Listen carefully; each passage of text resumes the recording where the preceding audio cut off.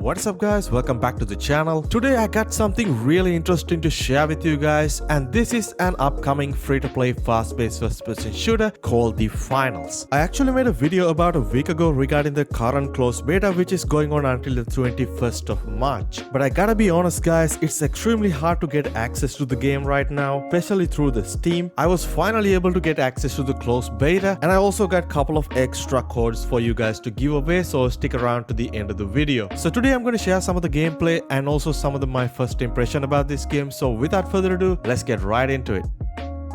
So guys, this is The Finals, a free-to-play fast-paced arena-style first-person shooter which was created by Embark Studios, and these are the guys who previously worked at DICE, and you can clearly see that similarities of Battlefield games, especially when it comes to environmental destruction. The Finals is an arena-based shooter where 4 teams of 3, a total of 12 players, face off head-to-head inside this virtual game show. First of all guys, this is not a battle royale game, or even it's not like your typical Call of Duty where you run around and shoot people. It is extremely objective based, which means you have to work with your team and communicate with them in order to secure the victory. So here is how the game works. There are 2 vaults spawned randomly start of each match. First you gotta locate a vault and secure that bundle of cash. Then you and your team have to bring that cash into a cash out location, then protect it while it deposited. It's gonna take a decent amount of time to complete, so in the meantime you have to protect your vault at all costs from enemy teams. Yes, the enemy teams can actually come and steal your money. Remember, there are only 2 vaults and 4 teams in the game, so you can always expect gunfights when a cash out happens. So at the end of the time, whoever controls the vault at the end will receive that money. So ultimately at the end, whoever team has the most money simply win the game. It is actually something quite unique and extremely fun game mode to play, but it's very much objective based, which means you cannot run around solo and killing people and expect you to win games. Sticking with your teammates and communicating with them, it's extremely important. This is actually the most fun I had from a free-to-play game, especially from the last couple of years. It's super fun to run around the map. The movements in this game are extremely fun. You can slide, you can use the zip line to move around, you can use RPGs and C4s to blow up the building and be creative, or you can use glue grenades to block up the entrance. The choice is yours. The gunplay is super fun. There are a bunch of gadgets, weapons and abilities which I will discuss about in a minute. Overall, it's super fun, but the time to kill is somewhat higher compared to most games, somewhat similar to games like Apex Legends, but that is understandable considering the game mode because you only have limited amount of respawns. So winning the gunfight is extremely important, because if you die and your teammate wasn't able to revive you, you have a 30-second respawn delay, which is quite a long time considering the game is only lasts like 10 minutes. But if your whole team wiped up, you have another 30-second respawn delay on top of that. There are respawn tokens as well which you're given to every game, so if you die you can use them to come back after those initial 30 seconds. Things can get real messy real quick, especially when the gunfights are happening over those cash, and also environmental destruction is a big part of this game. And on top of all that, there are sometimes get those in-game events such as low gravity, high damage or meteor strikes that change the whole complex of the game within few seconds. These events usually happen right at the end of the game, especially to spice things up, and that is actually a pretty nice addition in my opinion.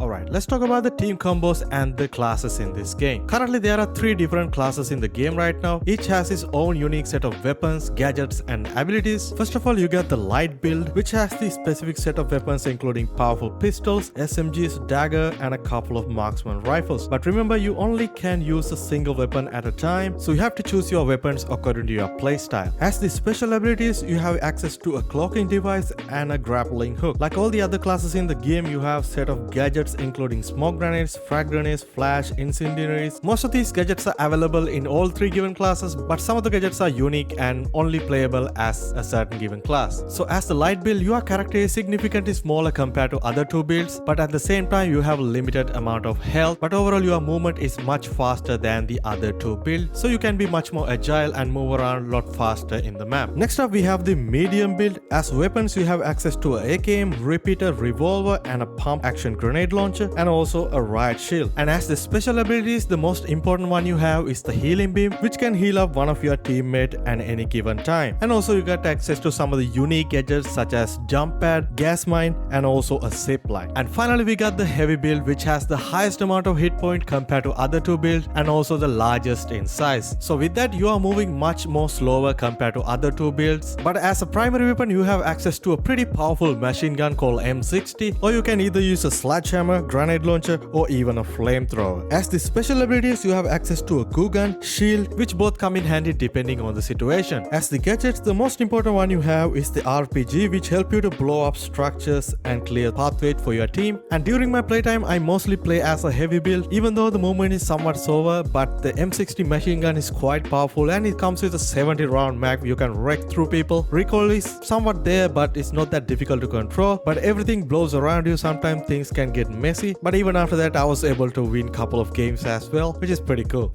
And the current closed beta build of the game, you have access to a quick play, tournament mode, and also a practice range. And this tournament mode is basically the rank mode in this game. You have to play the qualifier rounds and moving up the ladder to play the eliminations. This is going to be a free-to-play title, so you can expect those daily missions, weekly missions, and seasonal content, and also battle passes you can progress through and earn some rewards along the way, which is pretty common to see in most of the free-to-play games available right now. So in this current build of this game, you have daily missions, weekly missions, you can complete them, earn XP, and level up your character, and along the way you will unlock some rewards, new abilities, new gadgets, and also some permanent rewards which will be available once the game fully released. So if you're playing the closed beta, you have access to some of the in-game currency which you can spend on the store, which actually have some decent amount of cosmetics in the game and some skins if you want to try out, which is pretty nice. But even if you unlock those won't be available once the game fully released. You're only going to have those permanent rewards if you're able to level up and claim those. Alright guys, now let's talk about the graphics and the performance of this game. I gotta be honest guys, the graphics in this game look absolutely stunning. If you're playing on those higher settings, the game does look really good, and it also supports ray tracing as well with all those destruction going on around, but you know, somehow they managed to pull it out as well. In this closed beta build, currently we have only access to 2 maps. Both maps looks absolutely incredible. The maps are pretty small, but I think they are ideal for the game mode. But to change things up, the game let you have those different weather conditions. Sometimes you have foggy, sometimes you get sunshine, sometimes the night time, sometimes a lot of lights and festival vibe. I mean, even if you play those maps over and over again, I honestly didn't feel that boring, but when the game fully releases, I hope they will add more maps into the game. I heard many people complaining during this playtime they have a lot of performance issues, lags, and also game crashes, but during my playtime, I haven't really faced any game crashes or any major FPS drops or anything like that. I was playing the game on a Ryzen 7 5800X and a RTX 3070 Ti.